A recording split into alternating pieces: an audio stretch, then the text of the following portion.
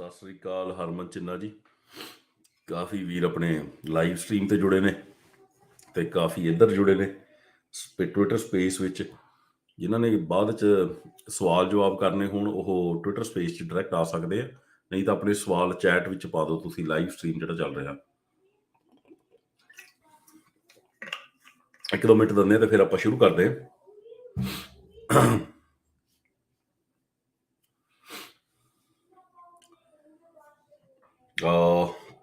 ਜ਼ਿਆਦਾ ਤਾਂ ਆਪਾਂ ਵੱਡਾ ਨਹੀਂ ਕਰਾਂਗੇ ਸਪੇਸ। ਮੈਂ ਨਿਹਾਲ ਜੀ ਦੇ ਕੋਈ ਇੱਕ ਵੀਰ ਆ ਕੇ ਉਹ ਲੈ ਲਵੇ ਨਾ ਕੋ host.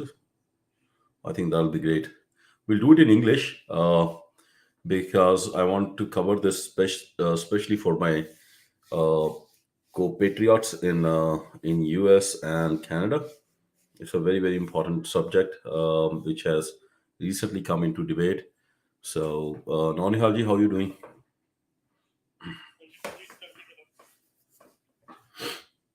Okay, great. Um,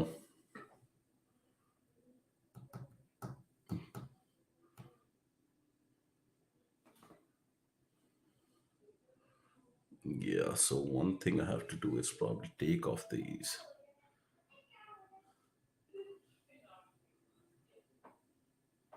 Yeah, let me do that.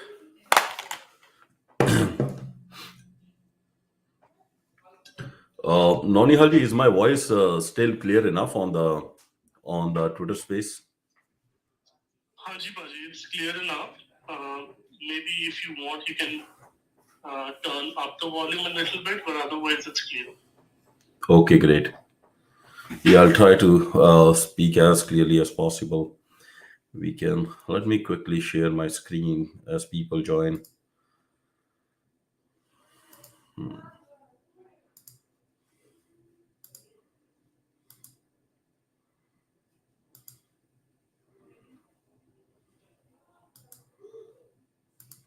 Okay.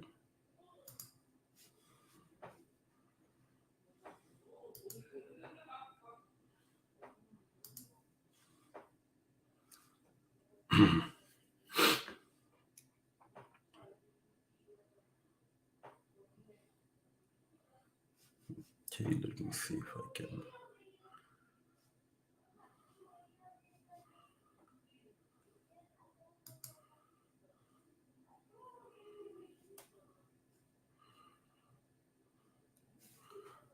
Okay, great. I think we have. Yeah, we'll give one more minute before we start.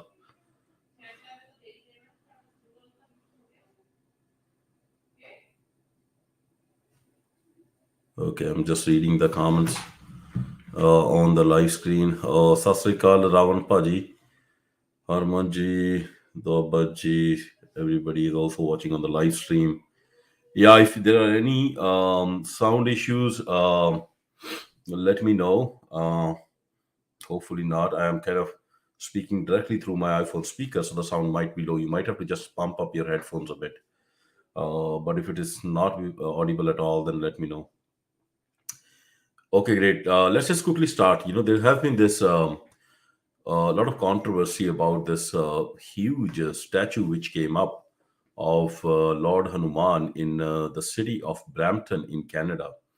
Uh, okay, sorry, my bad. My Twitter space was on mute, so I'll start again.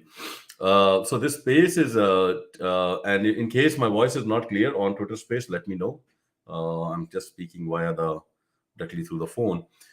So the space is to discuss, this controversy which has come about with the coming up of this huge 55-foot statue of a Hindu god called Lord Hanuman. He's basically a half human, half monkey Hindu god, a very popular god with Hindus in India, and a huge statue has been constructed right in the middle of Brampton, and it has generated huge controversy, wherein it has become an eyesore of a sort for, I would say, most of the people in Brampton, and it has caused like this huge debate regarding multiculturalism, even, and immigrants, and what is going on here. Because the moment you kind of go near anywhere near this statue, you can see this statue from miles. And people who are coming from India, we are used to these sites, and we know how big of a eyesore they are in India as well. But once these statues have come up in, and this is the very first statue, I believe, like this, which has come up in Canada, um, I think it kind of has initiated a debate, um, which is well deserved. But we really need to understand why this came up. Like not till now, but suddenly we have this statue which came up. So this is that space. I think it's a very very deep issue, and there are many pitfalls in when people kind of handle these kind of issues, in understanding the deeper aspects of this issue. And hopefully in this live stream and in this Twitter space, I will be able to explain it, and we'll open it and open for the larger discussion as well. But the first 20 minutes, I'll just take you guys through the presentation I just create on this issue. Okay, great. So this is Lord Hanuman in Brampton, 55 feet high. So the question is, generally, I will tell about the goal in the end, but I want to share the goal, why the statue came up right up front, and you guys will be surprised why this kind of a goal was there. What was the goal of the guy who built this statue, and who is behind building this statue? So I'll tell you the goal. What is the end goal of this particular act? It might sound very improbable when you hear that end goal, but then we will go through the data points which will explain or support my hypothesis that this is why the statue came up. So, what is the goal? In my books, the goal of this statue is to provoke what we call white Canadians to start a debate or a backlash against all immigrant communities and frame that debate around import of foreign culture and foreign disputes into Canada. So the goal is to, I'll just repeat it again, the goal is to provoke or basically start a debate or backlash against all immigrant communities and frame that debate around import of foreign culture and foreign disputes into Canada, and then use that debate and the backlash to create a narrative for diluting our Canadian Charter and our Bill of Right protections for immigrant communities. This, I am claiming, is the end goal of this act, which has suddenly started this debate. And as I take you through the slides, hopefully you guys will follow why I say this is the particular goal. So, who is behind it? Is it a one particular individual? Is it one particular Hindu organization? No, I'll tell you who is behind it. It is the Indian government who is behind building this statue. So you say, why is the Indian government is behind it? If you have to really understand why the Indian government is behind it, what is the motivation of Indian government to kind of do such an act, then we'll have to really understand what is India and what is the Indian government. This is a map of India that you see, and you see these are different states in India.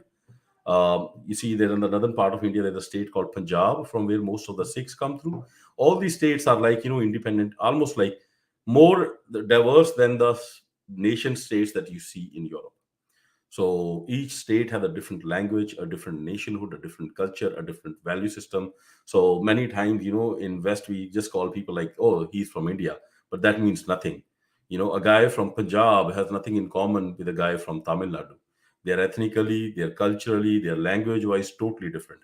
Maybe a guy from Punjab is way more, have way more genetic as well as cultural similarity with a person, let us say, from Germany than a person, let us say, from Kerala or Tamil Nadu, similar to the cultures and nations which are on the east of this country.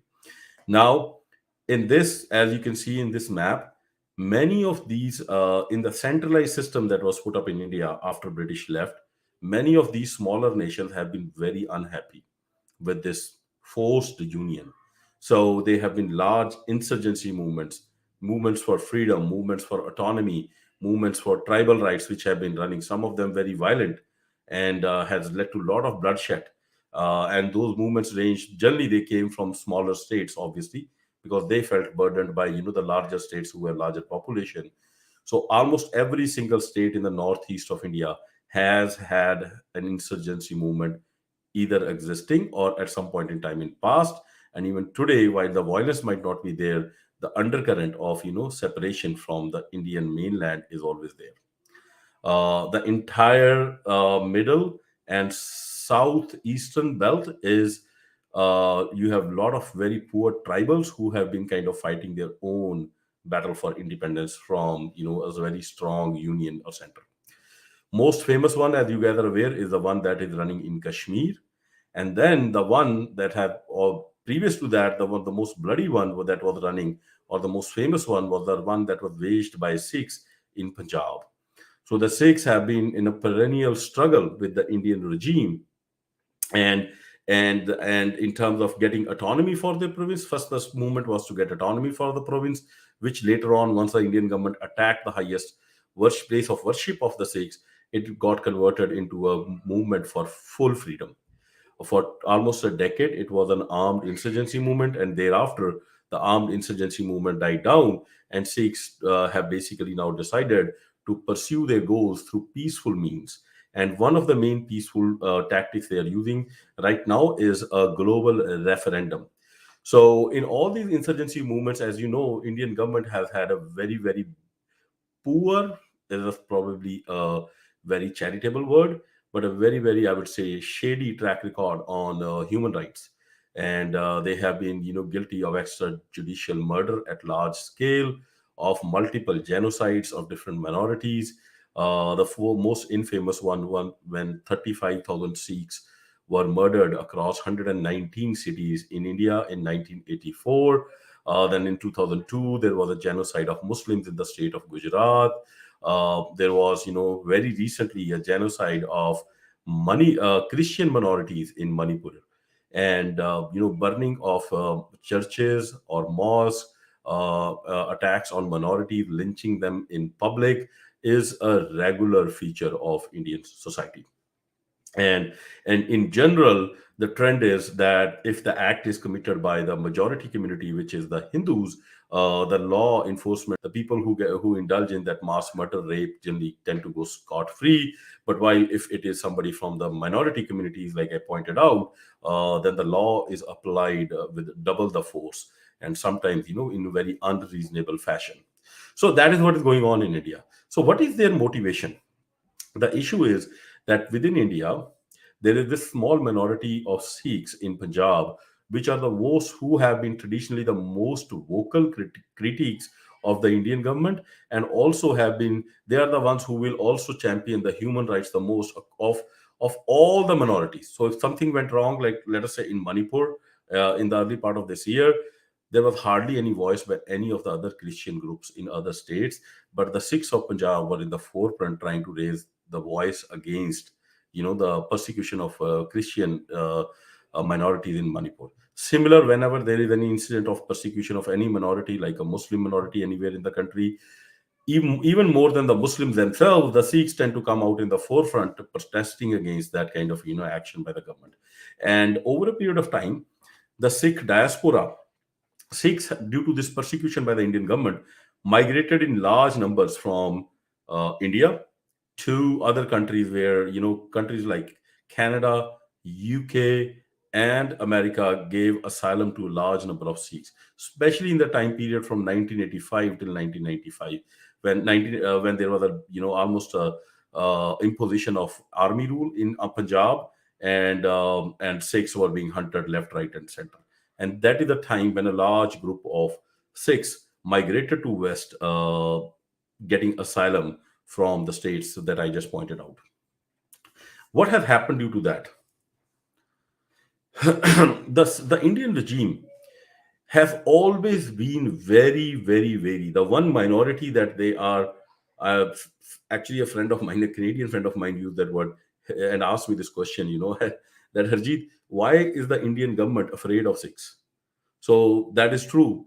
The Sikhs have a long history, 500-year-old history of fighting tyranny, whether it was Mughals or Britishers, and now, we have the so-called Hindu majority which is ruling India. And the history tells us that all these major tyrannical regimes which kind of tried to control the subcontinent centrally from Delhi in a brutal fashion, they eventually got in conflict with Sikhs, and eventually Sikhs kind of brought them down, whether it was the Mughal rule or the British rule, and nowadays the what we call the Hindu rule in Delhi. So the problem is that the Indian regime or the regime in Delhi is proverbially scared of Sikhs. So one of the things that they try to do is they try to control or try to repress the Sikhs not only in Punjab but also in the diaspora. So one of the first acts, and I want to take you through this, kind of idea. One of the first acts of that repression was actually the bombing of Air India Flight 182. This was a Canadian flight with 329 innocents on board, which was bombed, and nobody was ever punished for it. And you know why nobody was ever punished? Because it was in a handiwork of Indian intelligence agencies. Six diplomats got dismissed from Canada under a deal between a Canadian government and India. But the perpetrators, the masterminds, were never brought to justice. And I have a huge thread on this particular issue. It is a 39 tweet thread right pinned on my profile, and you guys can go through it to get see all the evidence, evaluate all that evidence for yourself. I've also done a video on it.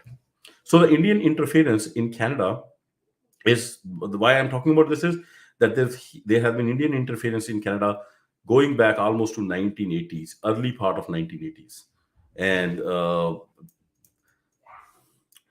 the Indian government has been indulging in transnational repression of the diaspora community, especially the Sikhs, for those last 3 decades. Now, the tactics they have been using have been assassination, assault, coercion by proxy, digital threats, enforced disappearances of the loved ones of people in diaspora back in home in India, abuse of Interpol, mobility controls, denying visas, cancellation of OCI cards, physical surveillance, infiltrating the Gurdwara committees of the Sikhs in Vancouver, putting up, blackmailing the people in the diaspora community that okay, if their property in India will be kind of confiscated or their loved ones will be tortured if they do not cooperate.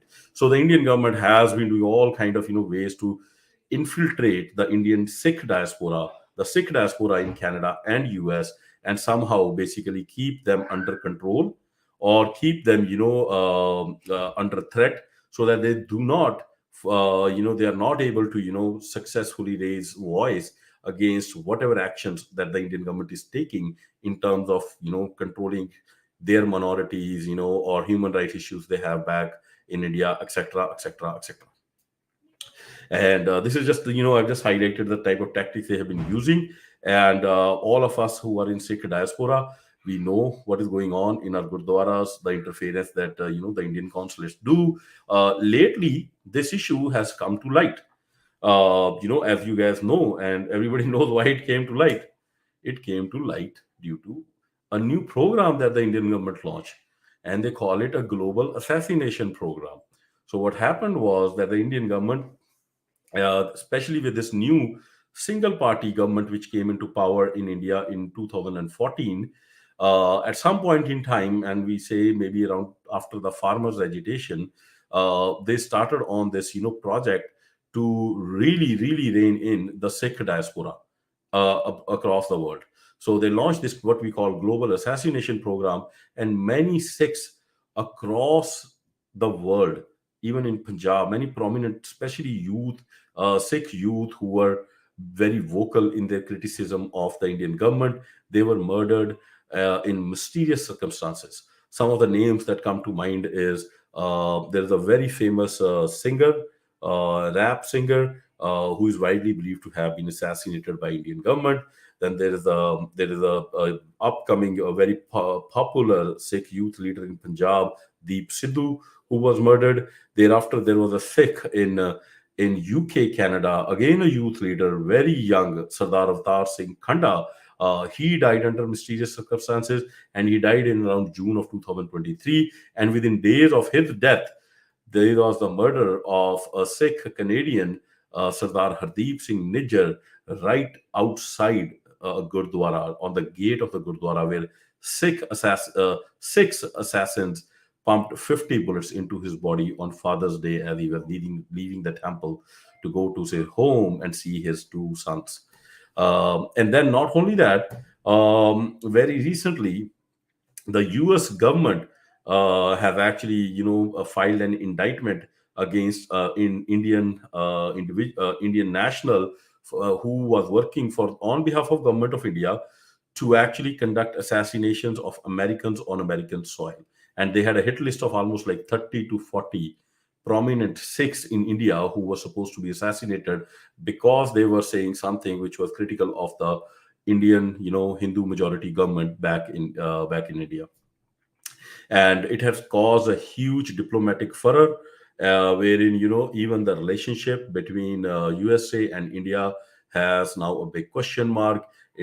This particular program of India planning murder of Canadian and American citizens on Canadian and American soil also has had geopolitical implications, where now questions are being raised whether India is the preferred partner of US to counter China or not. So that's, I think all of you are familiar, and there's a lot of media coverage on it. You guys can go through it, and as we talk, that problem is still going on. Okay, so that is not just all. So assassinations have not been the only tool. The other tool that we saw that the Indian government have been using is that they have been conducting what I call false flag operations. So under false flag operations, what they did is they kind of motivated some of their own Hindu, let us say, youth who are with habits of high adrenaline, motivate them against the Sikhs, and oh, Sikhs are a problem. So kind of motivate them and tell them to go and deface their own temples. So actually, in the early part of this year, many of the Hindu temples were defaced, and there was like slogans written outside them. Khalistan Jindabad, Indian government, is bad, Modi is bad, and all that stuff. And all these Hindu organizations in Australia, then there is hue and cry that, oh, this is the handiwork of Sikh separatist activists who reside in Australia. And then that issue was also raised by Modi. When Modi came in to Australia, he actually raised that issue at the highest level and blamed the Australian Prime Minister that he is not reining in the Sikh diaspora enough, and the Sikh diaspora is threatening the Hindu diaspora. So, but later on, uh, when the police investigation was done, it actually came out that almost all of this defacement of the Hindu temples was done by Hindus youth themselves. So surprise, surprise. So all this different. So how it kind of came to light was when police started investigating these incidents. They approached the temple authorities because all these temples had CCTV cameras, and the temple refused to share the CCTV footage. They flying by said they don't want to share the CCTV footage, and that kind of sent the cat among the pigeons. And when they dug in further, they realized that it is not just that the Hindus themselves were defacing these mandirs. The police realized that many of the times, many of the same Hindu youth were being utilized to cause ruckus or rioting in any type of protest that the Sikhs were planning. So there was actually a protest. Sikhs usually have been planning all kind of protests against human rights violation in India. There was some protest plan to kind of highlight the human right violation in Manipur. So the same youth were actually also involved in going to those protests, doing a counter protest right in their face, and kind of provoking a fight, and then generating a fight, and then making some videos out of it, and then kind of using media to propagate, oh, look, all this big fight is going on between Hindus and Sikhs. But all of that, once this investigation went in, it came out was a manufactured or a provoked event. It was nothing organic which was within the communities. It had the hands of Indian intelligence, the Indian consulates, which work out of Australia. And how we know that Indian government was behind it? Because Modi himself raised it, and he kind of implicated himself by being so vocal about it and kind of raising it directly with the Prime Minister of Australia. So that was one area, like as I pointed out, why they were doing it. Plain and simple, the idea was to kind of create a ruckus, create and then defame the Sikh community. If they can defame the Sikh community, that Sikhs are some violent people who are doing all these kind of illegal acts, that is the perfect goal. But even if that goal is not achieved, the goal that they would love to achieve is that, okay, at least there is a ruckus created, and then people will say what's going on, and then we'll say, oh, that's because the Sikhs have been demanding a separate state in Punjab, and the other Hindus don't want it, so then there is a fight between it. So basically, immigrant communities have brought their disputes from India to Australia. That should not happen. We should ask immigrants to shut up. We should ask immigrants to basically not raise certain human rights issues in India. And that is a perfect situation for Modi, because that is eventually what he wants. What he wants is that the Canadians, the Australians should shut up and should not criticize his government and what they are doing back home in India, because he considers it as, or the Indian regime considers it as interference if somebody from the outside is pointing out human right violations that are happening within the borders of India. So that was the goal of this, act of defacing, self-defacing of the Hindu temple by the Hindu youth, who were obviously, guided by some of the councillors, as I talked about. Okay, so it didn't only happen in Australia. Same pattern was seen in Canada. Again, same pattern. You will see a Hindu temple having some defacement being done outside, and then there's no CCTV footage. For some mysterious reason, all the CCTV footage of the Hindu temple will start CCTV stopped working. Not a single video has ever been shared of anybody, while all these temples actually have good CCTV cameras. Okay, another fake flag operation which got called out was in the month of March. If I'm not right, it's July. Sorry, in the month of July, the SFO Consulate of India, uh, actually Diya TV reported. Diya TV is an Indian government kind of paid channel which operates out of Seattle, and that TV channel then kind of broke a news uh, hours after that incident happened in San Francisco, that some Sikh Khalistan supporters have put their consulate on fire, the SFO, the San Francisco consulate, on fire. And there was a video where, you see this video up here, you see some small fire kind of coming up, and shown as if somebody has lit a fire which has kind of put the whole consulate on, okay, consulate on fire. And that news was played left, right, and center by the Indian media. Okay, the Sikh separatist diaspora is putting a consulate on fire. They are threatening our diplomats. All disinformation, fake news used to kind of defame the Sikh community. And when the police arrived, they realized that this is something else which is going on. There was no fire. uh, the fire department said, oh, there was a fire which was away from that building which they set up, which was a small fire. But the police and the fire brigade kept very suspiciously quiet about it. And then reports came out in some very newspapers that eventually they figured out that this was a false flag operation. And the Indian officer, who was, I think his name was Nageshwar Rao, the consul general, he was politely asked to leave, and he was expelled. And right now I think he's in Kazakhstan. So another false flag operation that was done in SFO, and I have seen the video. Actually, the video that is shown in the fire is not even of the same building. It's kind of, it seemed like some fake replica building was created and that video was made. Not a single individual has been charged in this. That's another giveaway. Okay, let's keep going. Okay, then another incident of provoked violence by the Indian consulates in Canada or US soil on Diwali, which is in November this year. Diwali is a festival where the youth, both Hindus and Sikhs, they burn. They celebrated. Sikhs celebrated under a different name. Hindus celebrated it as Diwali, and there is a tradition of lighting up firecrackers. And every year there is a mall called Westwood. The Sikh youth, generally along with Hindu youth, will go there and burn firecrackers. It's a bit of a nuisance, but it is with young youth. Like, people sometimes give away with on certain days, so people lived with it. Nobody ever complained about it. Sometimes some elderly will complain, yeah, there's too much firecrackers, and they'll give out some advisory, don't burst them here. That is fine, but it was going on for years. But this year something very unique happened. As the youth were bursting firecrackers, and in this video, actually on the Instagram, there's the full video. There are a couple of cars which came with some very violent looking Hindu youth who immediately came out, and you see this guy, they just got on top of their cars and started waving the Indian flag in the face of the Sikh youth who was there. So just to give you mind, waving an Indian flag in front of a Sikh youth in Canada is like waving a Nazi flag in the face of a Jew. So the act is almost similar, because the Sikhs in diaspora, they consider India almost like Hitler, who have been persecuting them. So it was a very, very provocative act. It was an act which was well planned. It never happened before. From where did these youth came? Who motivated them to kind of come with these flags? And basically, it was a an attempt to start a riot.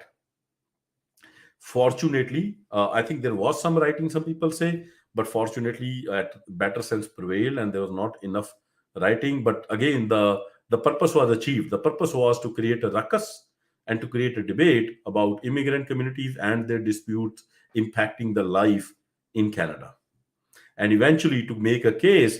Oh, we have to do something, like we have to tell immigrants to shut up, to kind of give up their second charter rights, because it's not fine. Once you are here, don't talk about any human rights issue outside. So that's not all. The Indian government, there have been reports which are very credible in, not, I am not saying in top newspapers. The Indian government has been pumping in gangsters, criminal elements through the Mexican borders, which have come and taken shelter not only in US but also in Canada. And we started, and most of them are Hindu extremist gangsters who are members of Bajrang Dal and other kind of Hindu extremist organizations, and they have been sent with a purpose to kind of create a lot of crime, and kind of use that crime and the upping of crime to first defame the Sikh community if they can, and if they can't defame the Sikh community, at least create a ruckus, a discussion that, oh, these immigrants are creating so much crime. So the actually in the month of November, almost 1,000 businesses, and they were all actually diaspora businesses, received, and most of them Sikh businesses, received letters asking for extortion money, $2 million or something. And then all of them had these slogans of Jai Shri Ram, which is basically kind of a militant Hindu slogan nowadays in India, which they chant when a lot of people get together to kill either a Hindu or a Muslim or any Christian. That's their favorite slogan, Jai Shri Ram. And that is the slogan written on all those extortion letters. So the aim was twofold: create fear among the Sikh diaspora, create a ruckus about, and create a hoopla or noise about, oh, Canada has this law and order problem which has been caused by immigrants. So that was the aim, and it was kind of reported in many newspapers. Okay, and as we talk today, we had another incident, another fake flag, and it will come out in a couple of days, because I'm pretty sure this is part of this whole trend now. Another some Swami Narayan Hindu temple in California was defaced, and the pictures just came out. It came out 1 hour before I started this program, wherein they wrote all these, yeah, fuck Modi, Jindabad, Khalistan Jindabad, and Bindawala terrorists, all these kind of. This is the same pattern, same kind of slogans were written in Australia, which got the police figured out that these are self defacement. Same thing happened in Canada, and the same thing is happening here, in California right now as we talk. So this is very concerning. So when these acts are done, these acts don't happen in isolation. The moment, what we have observed, if the moment these incidents are created, there is this full. Today, there was an article, I think, in New York Times, where they said that Modi government has an army of 150,000 IT cell members, like thousands and thousands of IT cell members whose main job is to spread disinformation. There's a great article in Washington Post which talked about how India is today the leading player in spreading disinformation on online social media and other sources. There was, I think, 2 days back, there was another article in, um, I forget the newspaper it was in, and we can pull that up, wherein they actually debunked, they actually figured out many of these firms which are operating as legitimate media companies, and one of the one that was named was Disinfo Labs, were actually being run by senior Indian intelligence officers. The even the person was named. There was somebody called Lieutenant Colonel. They I forgot the full name that had been given, and it was kind of shown that he was the one running Disinfo Lab, and he was a serving RNAW officer. And there were other, similar handles which were actually being run by the intelligence officers, ex-army officers of Indian government. So a very sophisticated disinformation machinery has been built up, which then, the moment you create this false flag operation, then you use that operation to kind of that create, disinformation across the world, inflame communal passions, and make one community fight other, and then create at that ruckus and start to create a narrative around that ruckus that you can use for your own nefarious purposes. So why Hanuman temple? That's what we started off with, right? So that was the question. To understand that why Hanuman has been built, we'll have to understand who is Hanuman and what does this statue signify. So Hanuman is the Indian monkey god, as I talked about, half human, half monkey, a very popular god. What is he famous for? He is part of a big Hindu epic in which he is famous for actually infiltrating in the enemy kingdom, which is modern day Sri Lanka, and setting the entire country of Lanka on fire and basically killing almost everybody who was caught in that fire. So it's a genocide if you look at it, but that is how the story goes. But it was enemy nation, so it was okay to kill civilians and everybody as per that story. And this particular god is also used to intimidate minorities in India. So you'll say, how is that done? So typically, if you go in a state where you have a lot of minorities living or an area, what these militant Hindu organizations will do is they will construct this temple, exact the same, sorry, statue of Hanuman, and it will be like huge, so that all the minorities can see it in their face and kind of understand that who is in charge here, that they live under this majority rule. And it is this kind of a statue has been put up, like I talked about. Punjab is a Sikh majority state, but it is under the thumb of India. So they put these statues up in every second city of Punjab you will go. They'll put it up deliberately. So Hindus have many gods. They can make temples and beautiful temples as well. But this is a very, very specific act wherein they pick up this kind of a militant god and then push it in the face of the minorities. And this particular god has now become the face of angry Hindu nationalism. You will see like the stickers of many of these Indian nationalists on their cars. There will be decals of this god which is looking very angry, and and they'll write, I'm the angry Hindu. So it's kind of an angry Hindu symbol nowadays. um, it's also the motto of Bajrang Dal. Bajrang Dal literally means monkey god, Jathebandi, or whatever you call it, militia.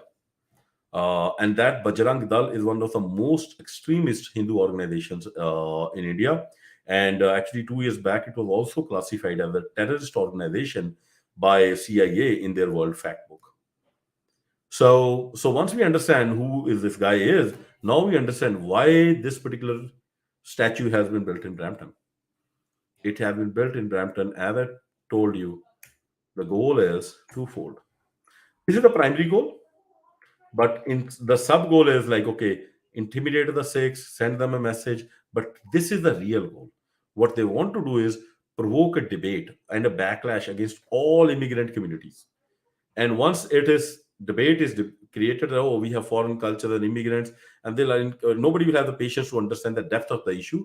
So they'll say, what's going on? They'll say, oh, Hindus came and put this up, and then Sikhs are they came it up because the Sikhs are going doing something else. And then now there'll be a debate that do we need immigrants?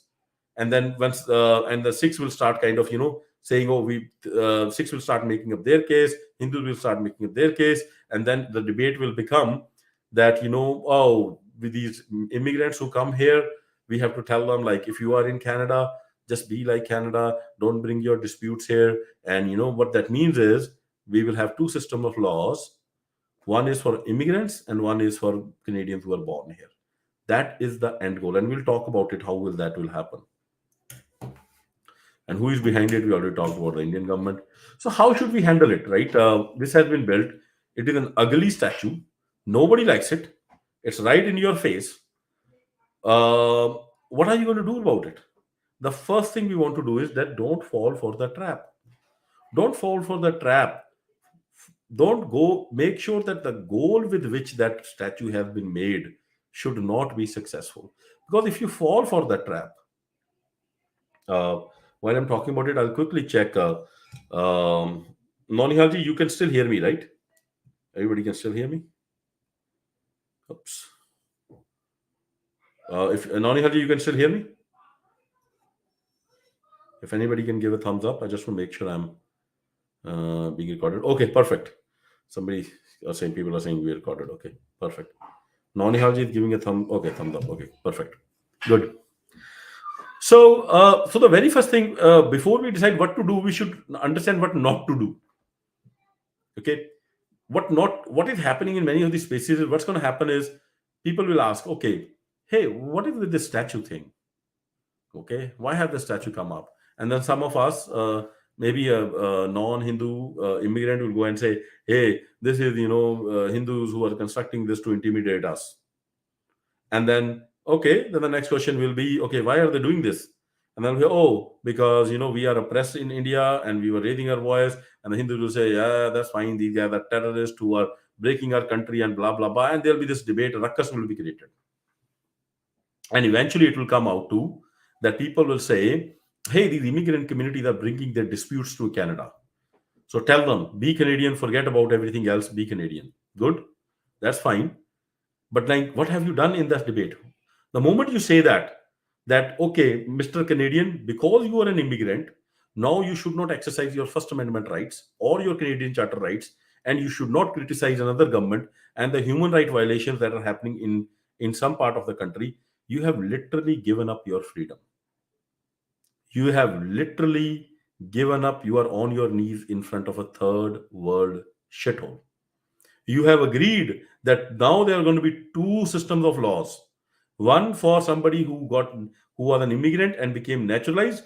He or she will not enjoy the same level of protection in freedom of speech that a born Canadian here who is not interested in those issues will get.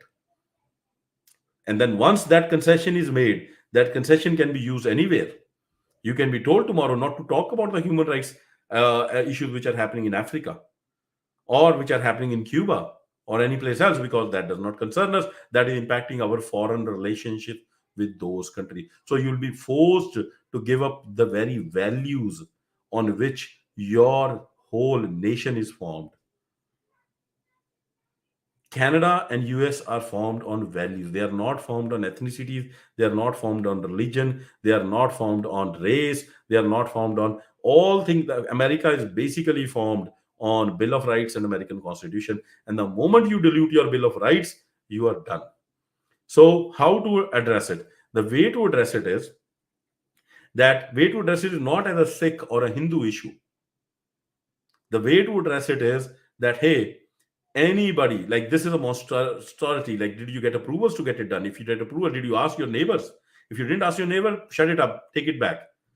And if then some ruckus is created where Hindus are fighting Sikhs, and they're saying, oh, we are fighting because they are saying something which we don't like, then you have to put the guy who is making this kind of a statement that I am only creating a riot because I don't like him saying or criticizing my government. Or you call him I call this guy a terrorist because he's criticizing the Indian government. Then you have to say the guy who's making that kind of a demand, he or she is basically telling you they do not agree with Canadian Charter, they do not agree with Bill of Rights. Those are the kind of people that have to be sent out of this country. We have to kind of address people who have infiltrated us but whose values don't match with us. This is an issue of values. This is not about religion or ethnicity. And I think we have to kind of address it that, hey, we have certain values as Canadians, as Americans, and we will never compromise on those values. One of them is freedom of speech. Does not matter who you are, where you are, you can stand up and criticize anybody. You can stand up and criticize any government, any religion. And that is the value that we will stand. That is the hill we are willing to die on. We have to make that statement. If we do not, then we'll fall for the traps of, kind of figuring out the pros and cons of doing X and Y and diluting our values. So that is where I think that is the best way to handle this debate. With that, I hope I have explained. Yeah, non-energy. I think Canada has a Bill of Rights. I think they call it a charter. They have a Canadian Charter of Rights. In US, we call it the Bill of Rights. So the pitfall, I think I just want to reiterate, we have to avoid the pitfall and saying this is a issue. Sikhs are raising something about in India and Hindus don't like it. And if somebody says, oh, Don't bring disputes here. You say that's a wrong way to frame it. Because the moment you say don't bring the disputes here, what you're trying to say is that don't raise something that upsets a foreign government. So today six are raising something that is upsetting, Indian government. Tomorrow you might be raising something that is upsetting Cuba. So you'll have to be made to shut up. Then what? Where do we go from there? It's a very dangerous thing. Anytime anybody says immigrants are bringing our disputes here from outside, we have basically already given up our freedom. We have to understand that why these foreign government, Indian government is creating this ruckus here, why they are causing all these problems here in Canada and in US, these defacements of temples, these fake fires, these riots on the streets. A foreign hostile government is creating it primarily with the aim that you end up saying it, that the immigrants are a problem, multiculturalism is a problem. While the real problem is not multiculturalism, the real problem is that there are certain people, these governments, the Indian government has been able to infiltrate Canada and US, have sent all of these nationalistic diaspora, I call it, people who are of Indian heritage, but their loyalty is not with Canadian values. Their loyalty is not with American values. Their loyalty is with Indian civilization. And they will take the passport of US, they'll take the passport of Canada, but they will not stand up for the values. They will say, oh yeah, freedom of speech is good, but you can't criticize another government and basically ask for separatism, because that is terrorism. And they will try to spread that narrative within the free world and try to make the people's kind of brain accept it. And what they are doing is they are basically changing our values, values which made America great. America was not made great by money, by warships. America is great because of our values, because of our constitution, because of our bill of rights. And that is what this third world shithole, which I call the Indian regime, is trying to change through these acts. And we, the patriot Americans and Canadians, have to start seeing the game and start to understand what's going on here. Because if we do not, and if we are befooled by this, we will start fighting with each other. We'll start fighting with our own immigrant communities, and it will become, oh, multiculturalism does not work. Now it will it will appeal to our xenophobic feelings. And that is what these hostile third world authoritarian regimes want. They want us to fight with each other. It's a very old age trick to cause divisions in a society. So let us not make them successful. And the only way we can fight it is by standing behind our values. And I am for banning anybody from entering Canada or US. All immigrants who come to Canada or US should be evaluated based upon their values, not based upon what education degree they have. We know most of these degrees are overrated. If they have the values, if they have any values, if like our values are not just coming from our culture is the larger element. Values are part of it. We don't have cultures don't have to match. Like an African culture will be different than a Sikh culture, than a Canadian quote unquote culture, or whatever other culture. This is a melting pot. We have all these cultures. They can coexist as long as all of them have some common values. Which are those common values? Those values which we have enshrined in Bill of Rights.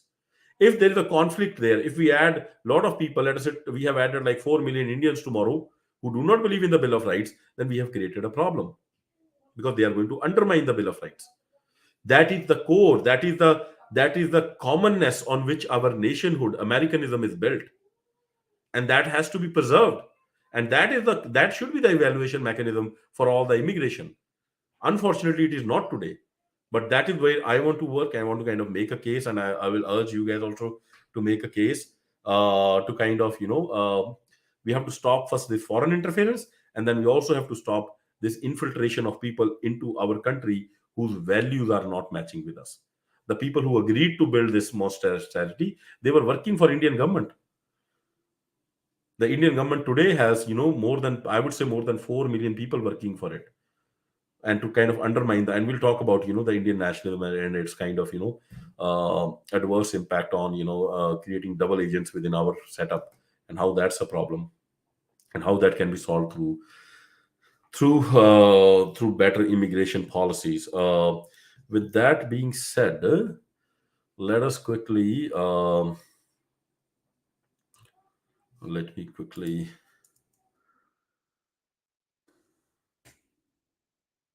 okay. Let me quickly go ahead and I'm trying to just get this straight. Perfect. Yeah, Nonihalji.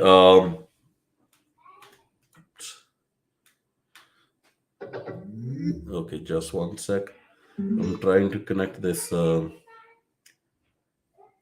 thing so we are connected.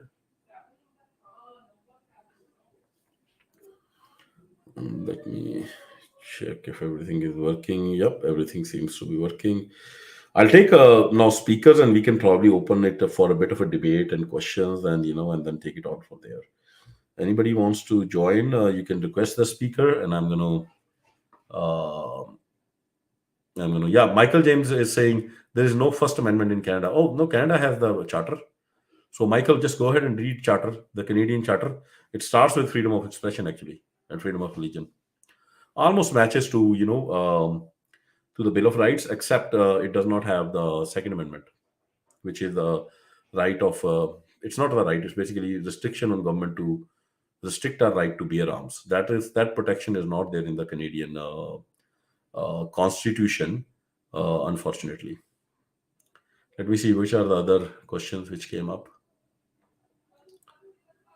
Okay,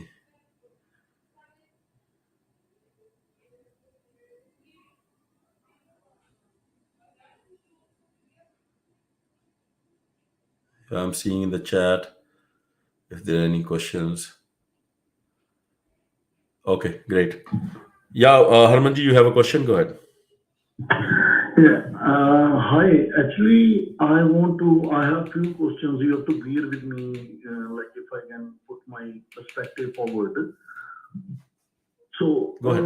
like first thing is, I am based in Australia. So, the discussion is about this 555 feet Hanuman statue in Brampton. Yeah.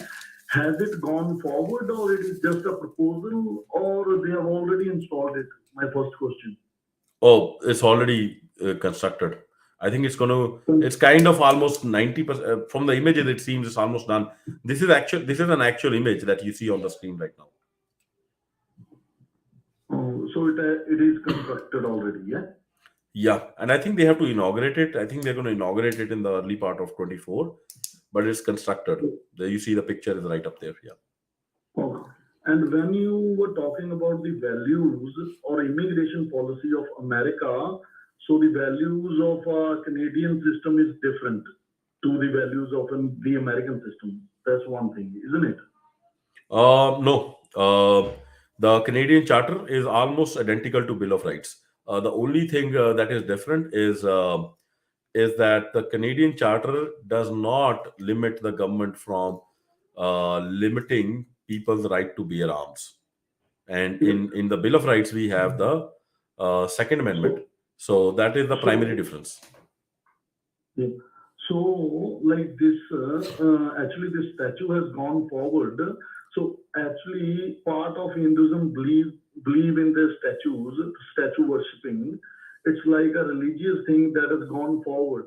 So, you have to like investigate and underline on what basis it has gone forward. One thing, regardless of the values. No, that's So, fine. That's fine. No, Armanji, that's correct. Look, there are so many yeah. other things. My idea of this space was to understand why they constructed it, Yeah, yeah, yeah. Like right? this should have been done not after it has been constructed.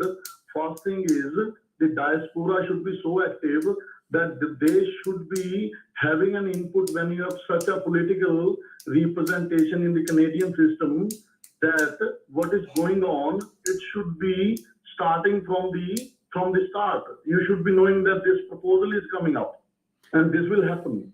So No, that investigation we have failed. First thing. yeah, no, absolutely. I'll just stop you. You're right. I'll give it back to you. Like Yep. you're right that Okay. there are Now, huge questions. There, just hold on. now I want to ask you some few other questions. So it's about, gathering some opinions from the listeners to construct that strategy and how to move forward. It's not one person's view, because multiple opinions will make it happen. So now my other question is, like, which is our statue in Brampton or Canada, which is the largest, or do you have a notice of any of this statue that has a relevance to Sikh history, Sikh general, or depicting anything with the Second World War, and what is where they are based and what is their height and all that? I know there are a couple of statues which are up for history, but statues have been common. There's actually a lot of statues, not just for Sikhs, also for the Civil War. We have history, the Canadian history itself. Statues have not been a problem. The problem is this statue, because this No, is no. I mean to say, my question is entirely on a Sikh perspective. I don't want, like, there are a lot of statues, a lot of no, things, no, no, no. everything But that is but but but fine. why is your question on a Sikh perspective? Why? What are Sikhi got to do with this? Sorry? What has Sikhi got to do with this statue? What have Sikhs? With this Hanuman statue, you mean? Yeah, that's right.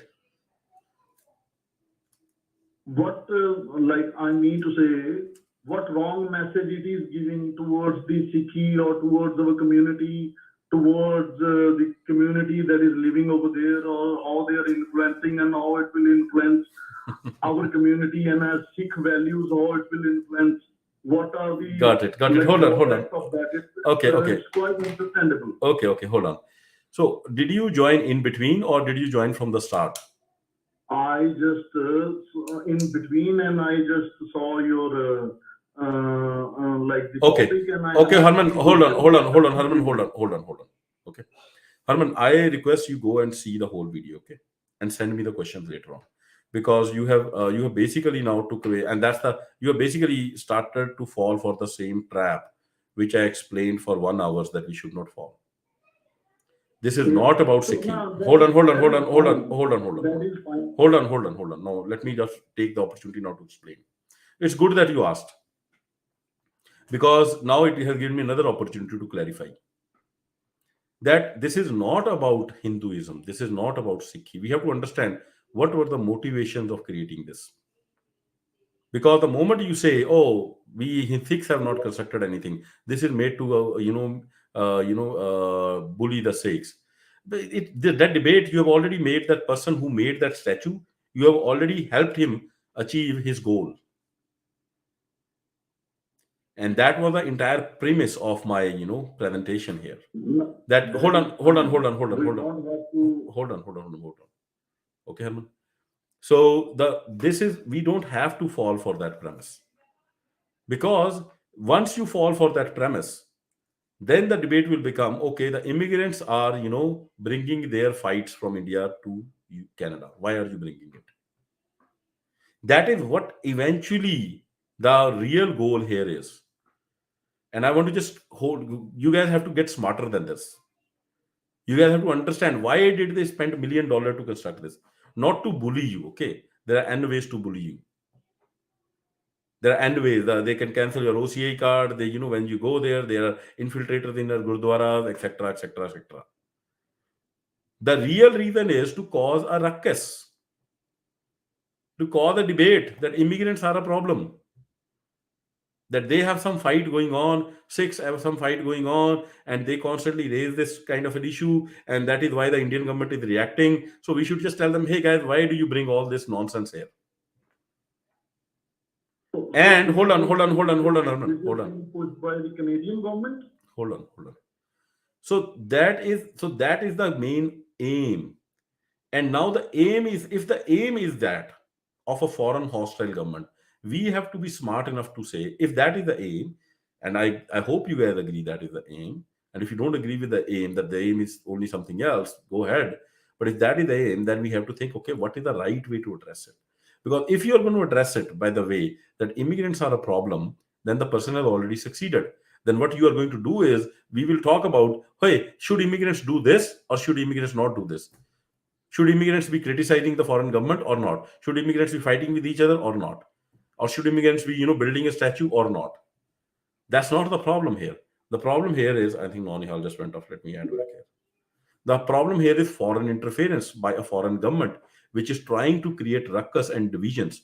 How are we going to address that foreign interference? That is the problem. The problem is So not can Hindus. I give some of my suggestions if you don't mind? Go ahead, go ahead. Yep. So first thing is like, for example, if this has gone forward, the failure I have already explained. Yes. The second thing is when migrations happen, the cultures migrate to, their beliefs migrate to, and then the agenda of a majority or their own those things migrate as well. Yes. You No, no, cannot no, deny no, no, those no, no. things. Hold on. I think that's where you are. This is not about the culture. I'm trying to point out, Arman. No Hindu will, in his sane mind, build this statue. Okay, this statue is built with a purpose. It has a political purpose, and that political purpose Political is purpose, directly linked definitely to. political purpose, but there is an underlying. Hold on. That political purpose is linked to Indian government. This is not about cultures. That is again I'm trying to point you out, and you are again and again falling for that trap. And I think why you are falling, Herman, is because you have not listened to the. Hold on. Don't undermute yourself, okay? When I'm speaking, the why you keep falling for that is okay. Why you keep falling for that point is because you have not listened to the whole premise. And anyways, I'll go to Nonihalji. Nonihalji, go ahead. Yeah, but yeah, I think like yeah, I was gonna say the same thing. We're running in circles.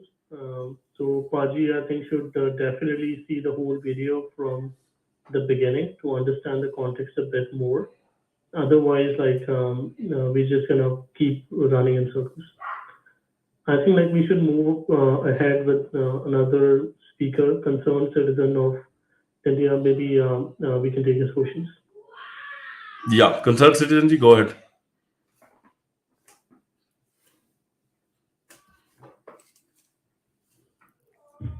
Hello, can you guys hear me? Yeah, we can hear you. Okay, I just want to add on, the timing on this whole, monkey god discussion is commendable. Like, looks like it's like a small project on whitewashing and making aware everyone who this guy is. Because I was watching YouTube and I just saw a trailer of, not even a small budget. It's like full Bollywood style movie coming out as Hanuman. And the interesting point is it's been released in 10 languages worldwide, which include Korean, English, Chinese, Japanese, and Spanish. Like somebody did their homework and decided to do a thorough work to impress all those audience and by watching who it is. So I mean, they're trying to create their Rama verse as compared to DC and Marvel.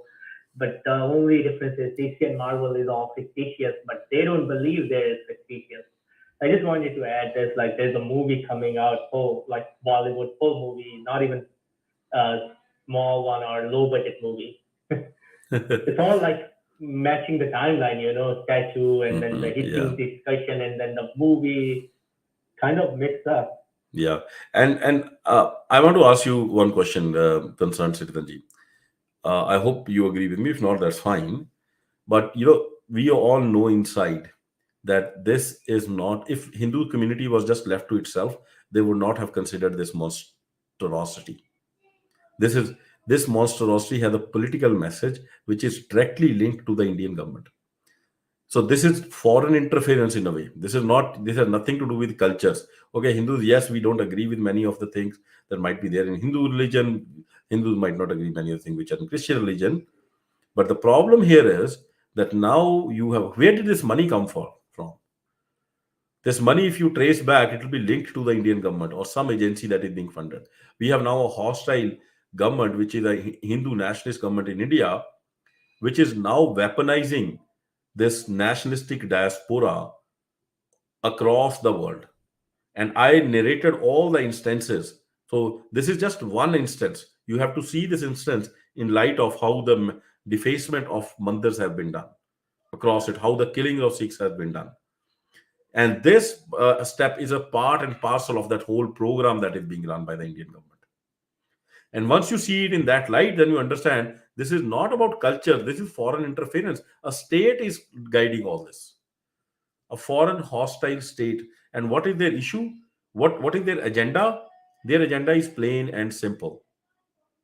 Somehow force a narrative wherein Canada and US start saying, hey, you immigrant communities, don't raise issues which upset Indian government. That is the end goal. So if that is the end goal, as a Canadian or as an American patriot, should we fall for it? Or should we be smart enough to say, oh, we understand why you are doing this?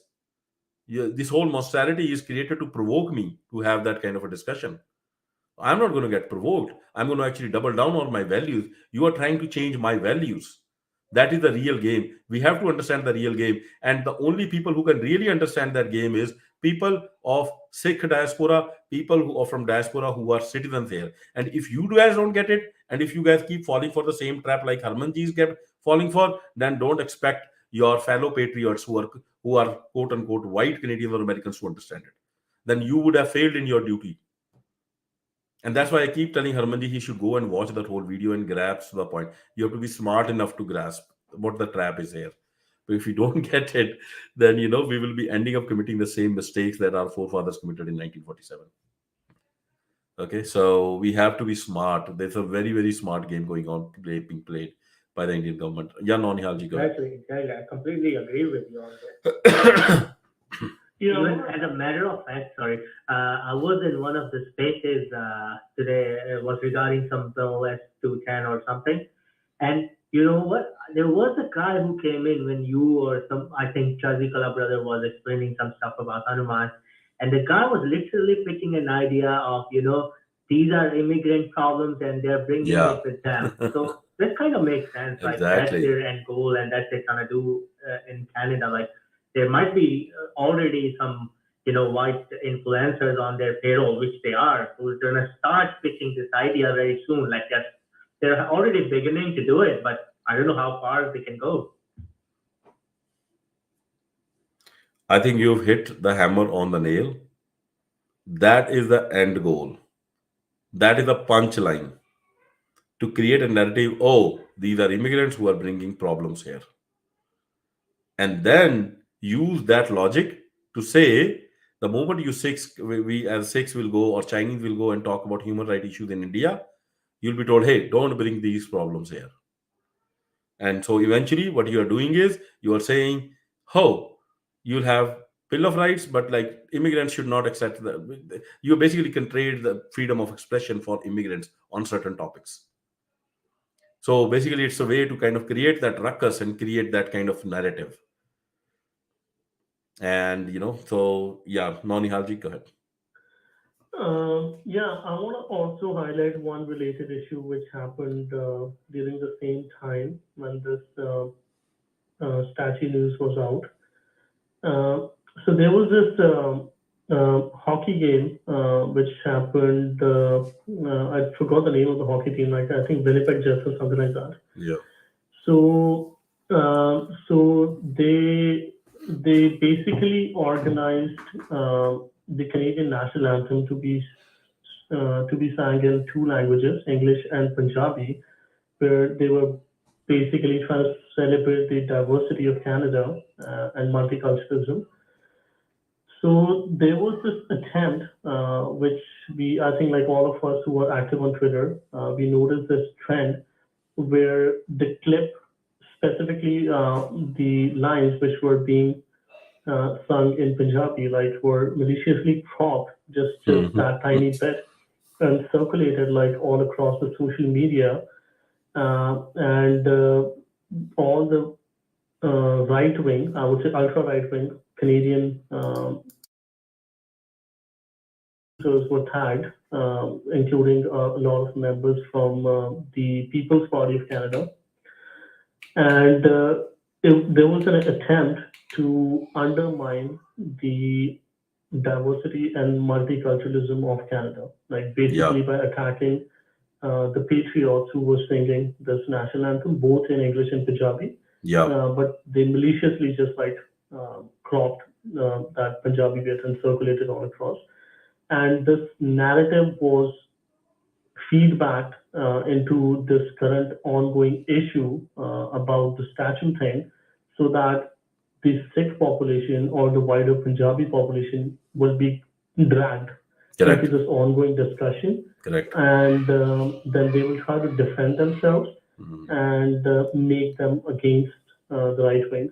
Correct. So that was like this malicious event, which I think all of us saw. So Hajipaji, like if you want to connect these dots, Yeah. Yeah. and yep, Yeah. No, this is would perfect. be good to feedback that. This is perfect. The real game that they are playing is actually on the mind of an average white, born here Canadian. What they're trying to do is, there is, like if I am a Canadian, like born here, I'm white, right? I will feel, there are disputes, like in a democracy, there is chaos. There's this left versus right division. What they want to basically, and so there's an issue whether multiculturalism works or does not work. There are some questions, and that's fine. We are a multicultural society. Look at Canada, look at America, how multicultural we are. Probably the most multicultural society ever considered in human history. And but now, what these Indian government wants to do is start create problems within Canadian and American society by make convincing them that multiculturalism will not work. And this construction of this statue is in that part. And some of our people are getting convinced. Like if I am born white Canadian, I will start thinking, man, what is this? Is this invasion?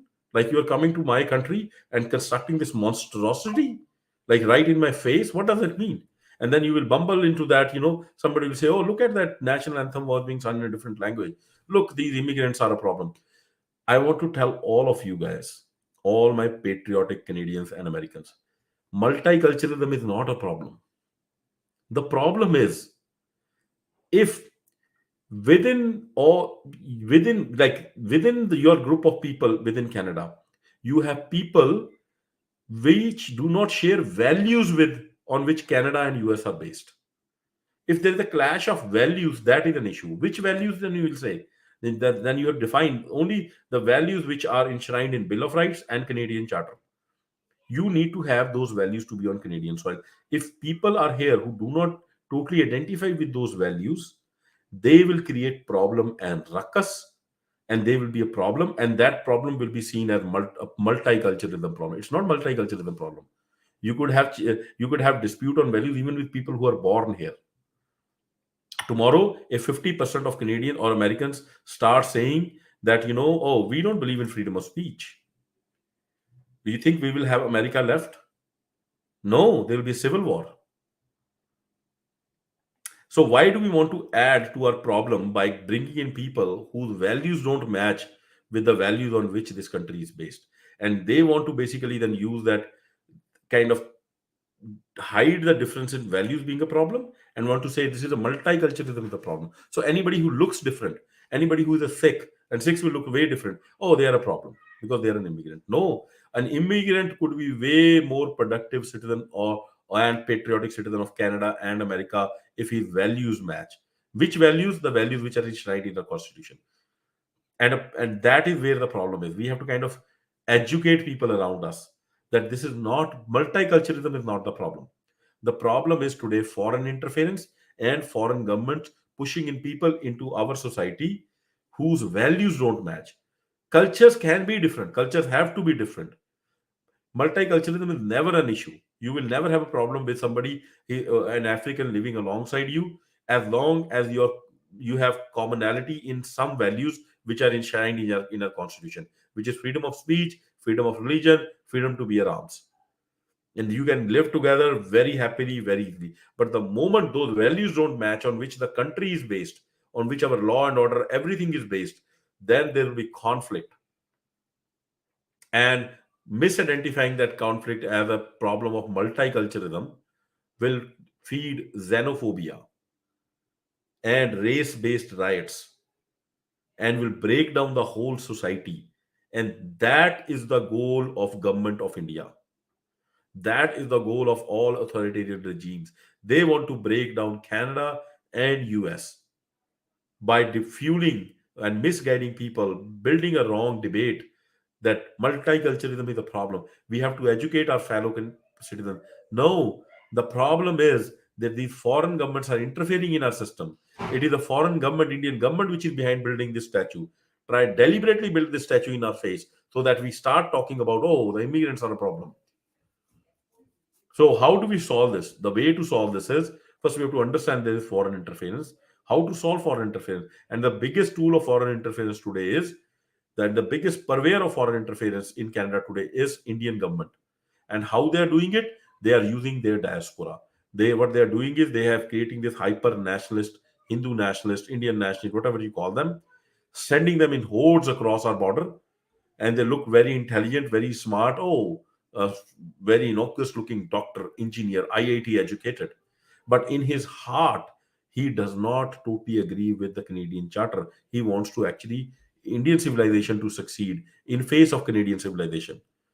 And he is making an argument, oh, shut up the Sikhs up because they are criticizing the Indian government.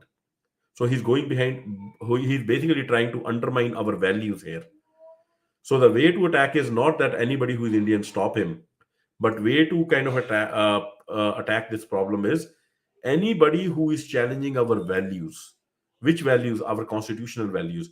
We should that person should be person non grata, and then we can weed this problem out.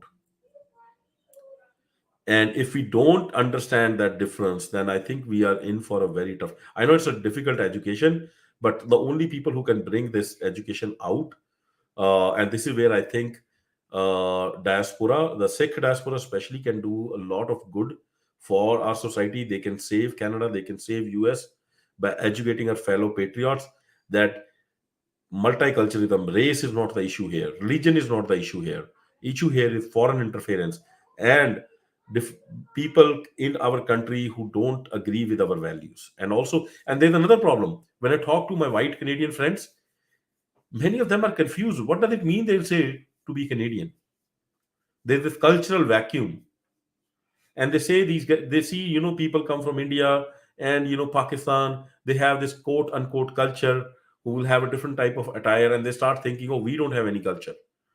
No, you have your culture, and you don't have to feel insecure about it. And your culture is primarily your constitution. Those are the values around which this great nation has been built. It is time to defend those values. And if we don't defend it, I think we are in for hard time. So I don't want to take too much time. I think we are already 1 hour 18 minutes. Non any final words before we wrap it up? I just wanted to add like one more angle, like which we can take a look at these motivated incidents. That in the Canadian Parliament, there is this bill which is supposed uh, to counter the problem of growing Hindu phobia in Canada. And similarly, the Hindu American Foundation is actively engaging in the different states to pass their own Hindu phobia bills.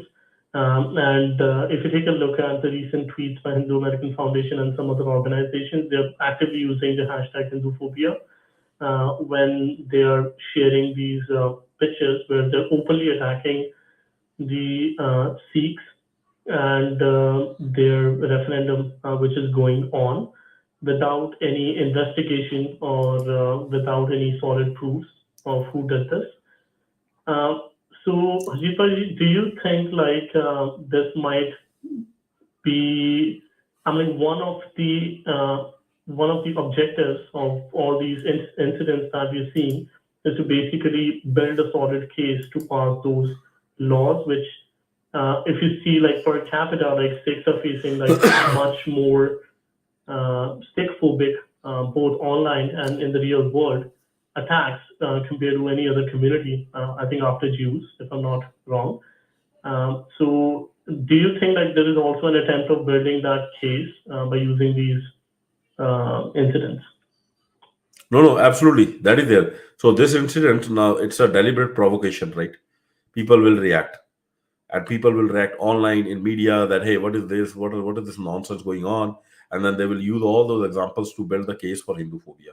And now they will actually promote identity politics within Canadian political system, and that is going to fuel further divisions between the left and right between Canada. So what that's going to do is it's going to further divide our society, and that is the eventual goal. And it will also fuel xenophobia. And once it fuels xenophobia, then it becomes very easy to say, "Hey, you immigrants, you will have lesser rights." That is the end goal. The goal is still that, but you are right. One of the pathways to that goal is go through this route as well. That is, fuel, this create this Hindu phobia bill, create these kind of monstrosities, and then provoke a reaction, a backlash, and then use that backlash to pass Hindu phobia bill. And then that bill itself, once that is passed, it's going to further divide the society, and it will further raise the question: should these immigrants be here in first place? And or they or now that they are here, should we just curtail their rights a bit? And their eventual goal is to curtail the right of immigrants to criticize Indian government. That is the end game in my books. So with that, I think we've kind of covered all aspects. I just want to thank everybody who have joined. Hopefully this was useful. All of this has been streamed live on Twitter. There's a Twitter space. I also have a YouTube kind of a channel, and I'll show you where you guys can find everything. And if you go to my Twitter profile, um, all this has been live streamed on YouTube as well. This is my Twitter profile at the rate FTW Harjeet. And there's a link here. If you click this link, you can see all the different ways where you can find me: Spotify, YouTube, Facebook. Please spread the word. Please spread this video. Please share it maximum with your white friends, white Canadians or white Americans. That is where we need to educate. We have that burden. We have that duty because we understand where this is coming from. This is coming from directly from Indian government. This is foreign interference in a different way, and it's a very shrewd way of dividing our society, of seed division with an end goal of making sure that Canadians and Americans do not criticize Indian government and what it does within its borders. That is their end goal. And please share it further. Thank you so much for your time. I hope it was useful, and we'll meet again. Waheguru Khalsa, Waheguru Ji Ki Fateh.